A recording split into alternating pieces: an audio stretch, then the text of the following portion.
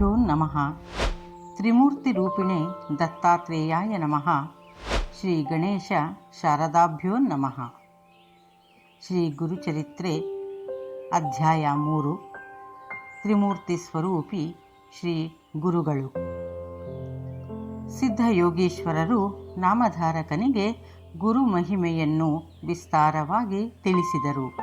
ಸಂದೀಪಕನ ಗುರುಭಕ್ತಿಯ ಕಥನವನ್ನು ಕೇಳಿದ ನಾಮಧಾರಕನು ಹರ್ಷಪುಲಕಿತನಾದನು. ಸಿದ್ಧಯೋಗೀಶ್ವರರನ್ನು ಕುರಿತು, ಯೋಗಿವರ್ಯ, ನೀವು ತಿಳಿಸಿದ ಗುರುಗಳ ಮಹಿಮೆಯೆಂಬ ಅಮೃತ ಕಥನದಿಂದ ಸಂತೋಷಭರಿತನಾಗಿದ್ದೇನೆ. ಈಗೋ ಇಂದಿನಿಂದ ಈ ಕ್ಷಣದಿಂದಲೇ ನೀವು ನನ್ನನ್ನು ಶಿಷ್ಯನನ್ನಾಗಿ ಸ್ವೀಕರಿಸಿ ಉದ್ಧರಿಸಿ. ತಾವು ಯಾರು, ಎಲ್ಲಿ ವಾಸ ಮಾಡಿಕೊಂಡಿರುವಿರಿ, ಭೋಜನದ ವ್ಯವಸ್ಥೆ ಹೇಗೆ, ಎಲ್ಲವನ್ನೂ ತಿಳಿಸುವ ಕೃಪೆ ಮಾಡಿ ಎಂದು ಪ್ರಾರ್ಥಿಸಿ ಸಿದ್ಧಯೋಗೀಶ್ವರರ ಚರಣ ಕಮಲಗಳಿಗೆ ಎರಗಿ ನಮಸ್ಕರಿಸಿದನು. ಸಿದ್ಧಯೋಗೀಶ್ವರರು ನಾಮಧಾರಕನನ್ನು ಆಲಂಗಿಸಿಕೊಂಡು, ಈಗ ಗುರುವಿನ ಸ್ಥಾನ ನನ್ನದಾಗಿದೆ, ಗುರುಗಳ ಮಹಿಮಾಮೃತವೇ ನನಗೆ ಆಧಾರ ಎಂದು ಹೇಳಿ ತಮ್ಮಲ್ಲಿದ್ದ ಶ್ರೀ ಗುರುಚರಿತ್ರೆಯನ್ನು ನಾಮಧಾರಕನಿಗೆ ತೋರಿಸಿ, ಶ್ರೀ ಗುರುಚರಿತ್ರೆಯನ್ನು ಶ್ರವಣ ಮಾಡಿದಲ್ಲಿ ಸರ್ವಾಭೀಷ್ಟಗಳೂ ಸಿದ್ಧಿಯಾಗುವುದರಲ್ಲಿ ಸಂದೇಹವೇ ಇಲ್ಲ. ಶ್ರೀ ಗುರುಚರಿತ್ರೆಯನ್ನು 7 ದಿನಗಳು ಪಠಿಸಿದಲ್ಲಿ ಉತ್ತಮ ಫಲ ನೀಡುವುದು ಎಂದರು. ನಾಮಧಾರಕನು ಶ್ರೀ ಗುರುಚರಿತ್ರೆಯ ಶ್ರವಣ ಮಾಡುವಲ್ಲಿ ಆಸಕ್ತನಾಗಿರುವೆನೆಂದನು. ಆ ಮಹಿಮೆಯನ್ನು ವಿಸ್ತಾರವಾಗಿ ಹೇಳಬೇಕೆಂದು ಭಿನ್ನವಿಸಿಕೊಂಡನು. ಸಿದ್ಧಯೋಗೀಶ್ವರನು ನಾಮಧಾರಕನ ಬಲಹಸ್ತವನ್ನು ಹಿಡಿದು ಮುಂದೆ ಸಾಗಿದರು. ಪೃಥ್ವಿಯ ಕಲ್ಪವೃಕ್ಷವೆಂದು ಹೆಸರು ಪಡೆದ ಅಶ್ವತ್ಥ ವೃಕ್ಷದ ಸನ್ನಿಧಿಯಲ್ಲಿ ಗುರು ಶಿಷ್ಯರು ಕುಳಿತರು. ಮೊದಲು ನಾಮಧಾರಕನು ಸಿದ್ಧಯೋಗೀಶ್ವರರನ್ನು ತಾನು ಗುರುಗಳೆಂದು ನಂಬಿರುವುದಾಗಿಯೂ ಆತನನ್ನು ಅವರು ಉದ್ಧರಿಸಲೇಬೇಕೆಂದು ಪರಿಪರಿಯಾಗಿ ಬೇಡಿದಾಗ ಯೋಗೀಶ್ವರನಿಗೆ ನಾಮಧಾರಕನ ಮೇಲೆ ಕರುಣೆಯುಂಟಾಯಿತು. ಅವರು ಶ್ರೀ ಗುರುಚರಿತ್ರೆಯನ್ನು ನಾಮಧಾರಕನಿಗೆ ಹೇಳತೊಡಗಿದರು. ಪ್ರಿಯ ಶಿಷ್ಯ ನಾಮಧಾರಕ, ನೀನು ಚಿಂತಿಸುವ ಅವಶ್ಯಕತೆ ಇಲ್ಲ. ಗುರುವಿನಲ್ಲಿ ದೃಢಭಕ್ತಿ ಹೊಂದುವವಗೆ ಐಶ್ವರ್ಯ ಹಾಗೂ ಸಂದೇಹ ತಾಳುವವಗೆ ದಾರಿದ್ರ್ಯ ತಪ್ಪಿದ್ದೇ ಅಲ್ಲ. ಈ ಗುರುವು ತನಗೇನನ್ನು ತಾನೇ ನೀಡಲು ಸಾಧ್ಯ ಎಂಬ ಸಂದೇಹ ನಿನ್ನಲ್ಲಿ ಇದುವರೆಗೂ ಇತ್ತಾದ್ದರಿಂದ ಕಷ್ಟಗಳು ನಿನ್ನನ್ನು ಬಿಡಲಿಲ್ಲ. ನೀನು ಚಿತ್ತಶುದ್ಧನಾಗಿ ಶ್ರೀ ಗುರುವೇ ಪರಬ್ರಹ್ಮ ಸ್ವರೂಪನೆಂದು ತಿಳಿದು ನಂಬಿ ಭಜಿಸಿದಲ್ಲಿ ನಿನ್ನ ತೊಂದರೆಗಳು ದೂರವಾಗಿ ಶುಭವಾಗುವುದರಲ್ಲಿ ಸಂದೇಹವೇ ಇಲ್ಲ ಎಂದು ಸಿದ್ಧಯೋಗೀಶ್ವರರು ನಾಮಧಾರಕನಿಗೆ ಬೋಧಿಸಿದರು. ಸಿದ್ಧಯೋಗೀಶ್ವರರ ಮಾತನ್ನು ಕೇಳಿದ ನಾಮಧಾರಕನು ಕೃತಾರ್ಥ ಭಾವದಿಂದ ಅವರ ಪಾದಗಳಿಗೆರಗಿ ತನ್ನ ಮನದಲ್ಲಿ ಮೂಡಿದ್ದ ಪ್ರಶ್ನೆಯನ್ನು ಕೇಳಿದನು. ಗುರುವರ್ಯ, ಶ್ರೀ ಗುರುಗಳನ್ನು ತ್ರಿಮೂರ್ತಿ ಎಂದಿರಲ್ಲ. ಅವರು ಮಾನವ ಜನ್ಮದಲ್ಲಿ ಅವತರಿಸಲು ಕಾರಣವೇನು, ದಯಮಾಡಿ ತಿಳಿಸಿರಿ. ನಾಮಧಾರಕನ ಪ್ರಶ್ನೆಯನ್ನು ಕೇಳಿ ಸಿದ್ಧಯೋಗೀಶ್ವರರು ಸಂತಸಗೊಂಡರು. ಅವನನ್ನು ಕುರಿತು, ಶಿಷ್ಯ, ನಾನು ಜಗತ್ತನ್ನು ಸಂಚರಿಸಿ ಕಂಡಿದ್ದೇನೆ. ಗುರುಸೇವೆ ಮಾಡುವ ಅವಕಾಶವೂ ನನಗೆ ಲಭಿಸಿತ್ತು. ಅದರೊಂದಿಗೆ ಬ್ರಹ್ಮವಿದ್ಯೆಯೂ ನನ್ನ ವಶವಾಯಿತು. ಆದರೆ ಶ್ರೀ ಗುರುಚರಿತ್ರೆ ಶ್ರವಣ ಮಾಡುವ ಆಸಕ್ತರು ಅಪರೂಪವೆಂದೇ ಹೇಳಬೇಕು.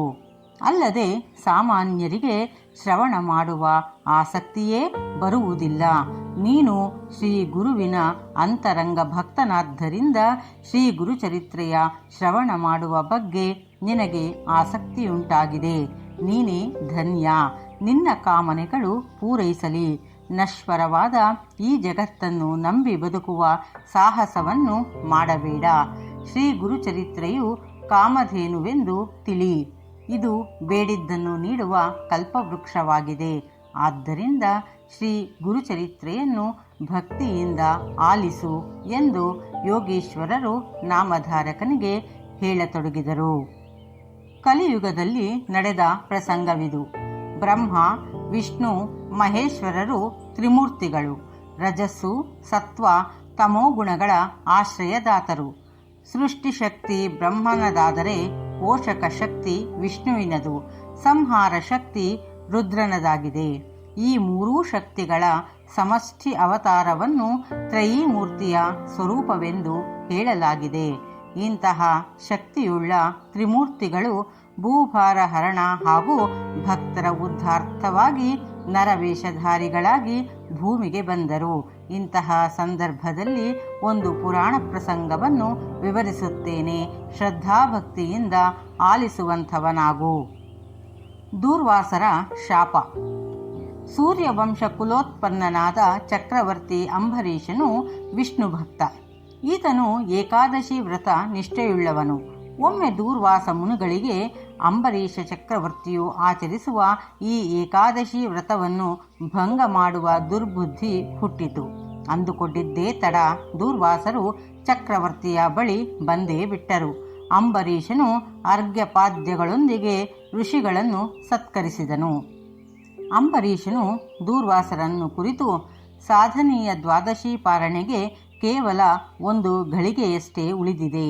ತಾವು ಅಷ್ಟರಲ್ಲಿ ತಮ್ಮ ಸ್ನಾನ ಆಹ್ನಿಕಗಳನ್ನು ತೀರಿಸಿ ಬನ್ನಿ ಎಂದು ಪ್ರಾರ್ಥಿಸಿದನು. ಅಂಬರೀಷನ ಮಾತಿಗೆ ತಲೆದೂಗಿ ದೂರ್ವಾಸರು ಗಂಗೆಯತ್ತ ಹೊರಟರು. ಗಂಗೆಯಲ್ಲಿ ಮಿಂದು ಆಹ್ನಿಕ ತೀರಿಸಿ ಬರುವಷ್ಟರಲ್ಲಿ ಕಾಲ ಮೀರಿತ್ತು. ಅತಿಥಿ ದೂರ್ವಾಸರ ಆಗಮನಕ್ಕಾಗಿ ಕಾದಿದ್ದ ಅಂಬರೀಷನು ಆಗಷ್ಟೇ ತೀರ್ಥವನ್ನು ಸ್ವೀಕರಿಸಿದ್ದನು. ಅತಿಥಿಯನ್ನು ಅವಮಾನಿಸಿದನೆಂದು ದೂರ್ವಾಸರು ಕೋಪಗೊಂಡು ಅಂಬರೀಷನನ್ನು ಶಪಿಸಿಯೇ ಬಿಟ್ಟರು. ಅಂಬರೀಷನು ಶ್ರೀಮನ್ನಾರಾಯಣನಲ್ಲಿ ಮೊರೆಯಿಟ್ಟ ಕೂಡಲೇ ಭಗವಂತನು ಅಲ್ಲಿ ಪ್ರಕಟಗೊಂಡನು.